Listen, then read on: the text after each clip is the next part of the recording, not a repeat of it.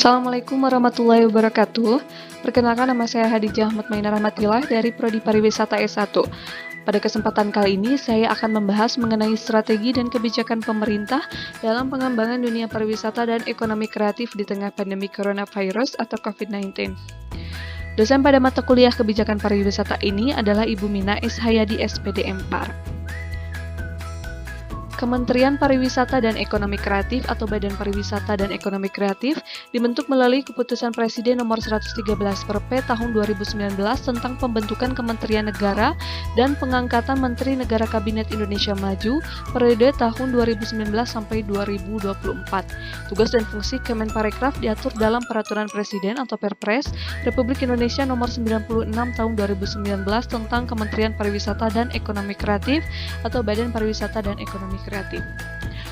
Pencapaian pembangunan nasional, target sektor pariwisata dan ekonomi kreatif tentunya diperlukan strategi serta terobosan dalam pelaksanaannya, terutama dalam menghadapi virus corona yang terjadi di dunia. Pandemi COVID-19 diyakini menjadi titik balik perubahan pariwisata dan desain model bisnis ekonomi kreatif. Dunia pariwisata Indonesia pun wajib beradaptasi dengan kondisi new normal dengan memperhatikan aspek kebersihan, keselamatan, dan keamanan serta implementasi protokol kesehatan. Namun, pandemi ini juga menimbulkan peluang lain bagi Kementerian Pariwisata dan Ekonomi Kreatif atau Badan Pariwisata dan Ekonomi Kreatif. Perubahan model bisnis dari traditional tourism management menjadi digital tourism management akan menjadi peluang dalam mempertahankan dan memulihkan sektor pariwisata nasional. Pergeseran model bisnis dalam ekonomi kreatif dapat menjadi oportunitas dan peluang dalam kontribusi ekonomi kreatif yang besar. Dan selanjutnya adalah visi dan misi dari Kemenparekraf atau Baparekraf. Visi dari Kemenparekraf yang pertama adalah pariwisata dan ekonomi kreatif Indonesia yang maju, pariwisata dan ekonomi kreatif Indonesia yang berdaya saing, pariwisata dan ekonomi kreatif Indonesia yang berkelanjutan, serta pariwisata dan ekonomi kreatif Indonesia yang mengedepankan kearifan lokal. Selanjutnya merupakan misi dari Kemenparekraf atau Baparekraf. Yang pertama adalah peningkatan kualitas manusia Indonesia, struktur ekonomi yang produktif, mandiri, dan berdaya saing, pembangunan yang merata dan berkeadilan, mencapai lingkungan hidup yang berkelanjutan, kemajuan budaya yang mencerminkan kepribadian bangsa. Untuk misi yang selanjutnya adalah penegakan sistem hukum yang bebas korupsi, bermartabat, dan terpercaya, perlindungan bagi segenap bangsa dan memberikan rasa aman pada seluruh warga, pengelolaan pemerintah yang bersih, efektif, dan terpercaya, serta sinergi pemerintah daerah dalam kerangka negara kesatuan. Untuk yang selanjutnya adalah sasaran strategis Kemenparekraf. Sasaran strategis Kemenparekraf atau Baparekraf merupakan uraian dari tujuan strategis yang sekaligus merupakan pemetaan dari strategi Kemenparekraf atau Baparekraf dalam melaksanakan misi nomor 2 untuk mewujudkan visi Presiden tahun 2020 hingga 2024. Kemenparekraf atau Baparekraf memiliki 11 sasaran strategis yang dipetakan ke dalam 4 perspektif BSC. Pada perspektif stakeholders, Kemenparekraf atau Baparekraf memiliki satu sasaran strategis, yaitu meningkatkan kontribusi pariwisata dan ekonomi kreatif terhadap ketahanan ekonomi.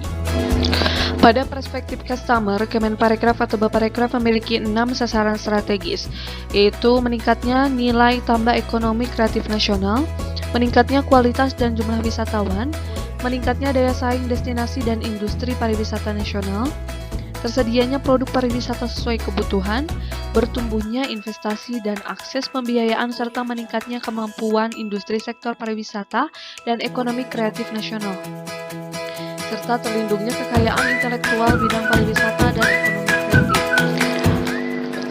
Selanjutnya, pada perspektif internal proses, Kemenparekraf atau Baparekraf memiliki 3 sasaran strategis, yaitu terselenggaranya regulasi pariwisata dan ekonomi kreatif berbasis kajian, tersedianya data dan informasi hasil kajian sesuai kebutuhan pariwisata dan ekonomi kreatif, dan meningkatnya kualitas dan kuantitas SDM kepariwisataan dan ekonomi kreatif.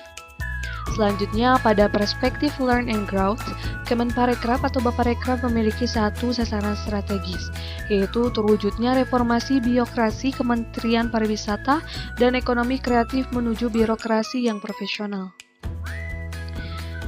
Selanjutnya adalah potensi pembangunan ekonomi kreatif. Mengapa ekonomi kreatif ini dibangun? Karena memiliki beberapa potensi. Yang pertama, Indonesia memiliki keragaman budaya yang tinggi yang mencakup kuliner, busana daerah, kriya, musik, dan seni pertunjukan.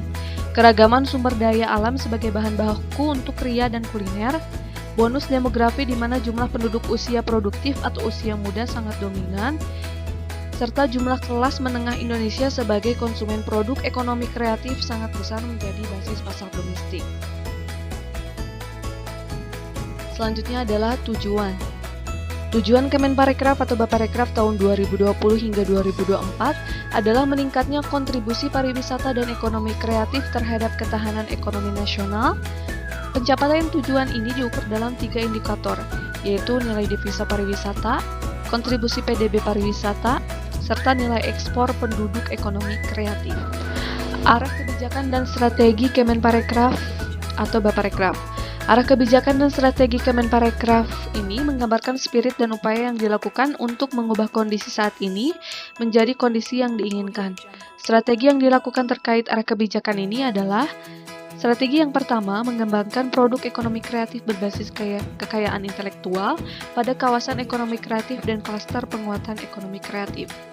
Strategi 2, meningkatkan kesiapan destinasi pariwisata berdasarkan prioritas secara komprehensif, terintegrasi, dan berkelanjutan. Strategi 3, diversifikasi produk pariwisata yang bernilai tambah tinggi. Strategi 4, pemasaran pariwisata dan ekonomi kreatif berorientasi hasil dengan fokus hasil potensial. Strategi 5, perluasan pangsa pasar produk ekonomi kreatif. Untuk strategi yang selanjutnya adalah meningkatkan citra pariwisata Indonesia berdaya saing. Strategi 7, pemanfaatan teknologi dalam mendukung pemasaran pariwisata dan ekonomi kreatif. Strategi 8, mengembangkan industri pariwisata dan ekonomi kreatif, atau 13 bidang usaha pariwisata dan 17 subsektor ekonomi. Strategi 9, meningkatkan tata kelola pariwisata dan ekonomi kreatif nasional. Strategi 10 adalah mendorong peningkatan investasi, pendanaan, dan akses pembiayaan secara merata di industri pariwisata dan ekonomi kreatif. Strategi 11, optimasi kelembagaan maupun kurikulum pendidikan dan pelatihan vokasi pariwisata dan ekonomi kreatif. Strategi 12, meningkatkan sertifikasi kompetensi SDM pariwisata dan ekonomi kreatif. Strategi 13, melakukan penguatan komunitas dan kelembagaan pariwisata dan ekonomi kreatif. Strategi 14, meningkatkan perlindungan terhadap hasil kreativitas dan kekayaan intelektual. Selanjutnya, strategi 15, mendorong kreasi dalam menciptakan nilai tambah ekonomi kreatif berbasis budaya dan iptek. Strategi 16, mendorong riset dan inovasi terkait pengembangan destinasi pariwisata dan produk ekonomi kreatif yang berorientasi pada peningkatan nilai tambah dan daya saing. Strategi 17, adopsi teknologi informasi dan komunikasi terkini secara efektif dan efisien. Strategi 18, mengelola kebijakan pariwisata dan ekonomi kreatif berbasis penelitian sesuai kebutuhan pembangunan pariwisata dan ekonomi kreatif nasional. Tujuan akhir dari Kemenparekraf ini adalah meningkatnya kontribusi sektor pariwisata dan ekonomi kreatif terhadap ketahanan ekonomi nasional.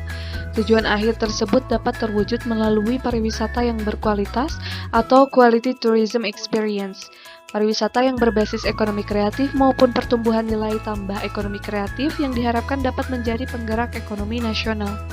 Hal ini dapat terwujud melalui pembangunan 5 pilar strategis pariwisata dan ekonomi kreatif, yaitu pilar destinasi pariwisata dan produk ekonomi kreatif, pilar pemasaran pariwisata dan ekonomi kreatif, pilar industri pariwisata dan ekonomi kreatif, pilar SDM dan kelembagaan pariwisata dan ekonomi kreatif, serta pilar kreativitas.